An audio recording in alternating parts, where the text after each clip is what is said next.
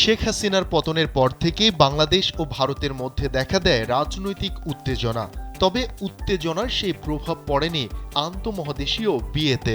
সংবাদ মাধ্যম Times of India সোমবার এক প্রতিবেদনে জানিয়েছে, ২০২৩ সালে বাংলাদেশ ও ভারতীয়দের মধ্যে যে পরিমাণ বিয়ে হয়েছিল, ২০২৪ সালে তা দ্বিগুণে পৌঁছেছে। প্রতিবেদনে বলা হয়, ২০২৪ সালে ১০০ বাংলাদেশি নারী ভারতীয়দের বিয়ে করার আবেদন করেন। বিপরীতে একই সময়ে ভারতীয় নারীদের বিয়ে করার অনুমতি চেয়ে আবেদন করেন ১১ বাংলাদেশি পুরুষ। টাইমস অব ইন্ডিয়া আরও জানিয়েছে, গেল ৫ বছরের মধ্যে ২০২৪ সালেই বাংলাদেশি ও ভারতীয়দের মধ্যে সবচেয়ে বেশি বিয়ের নিবন্ধন হয়। তথ্য বলছে, ২০১৯ সাল থেকে এখন পর্যন্ত ৪৮৬ বাংলাদেশি পশ্চিমবঙ্গের ভারতীয়দের বিয়ে করার আবেদন করেছেন।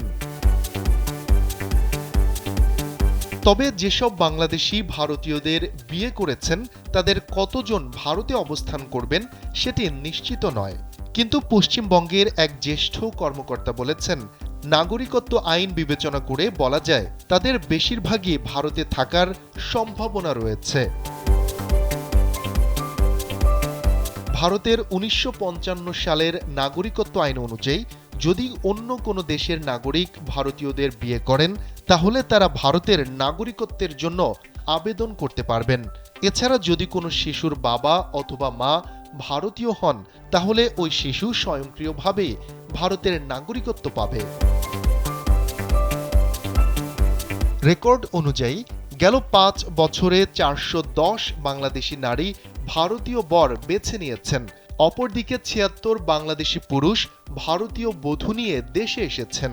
গেল বছর যে ১০০ বাংলাদেশি নারী ভারতীয়দের বিয়ে করার আবেদন করেছেন তাদের মধ্যে ৭৯ জন ছিলেন হিন্দু ধর্মাবলম্বী, ১৬ জন মুসলিম এবং ৫ জন খ্রিস্টান।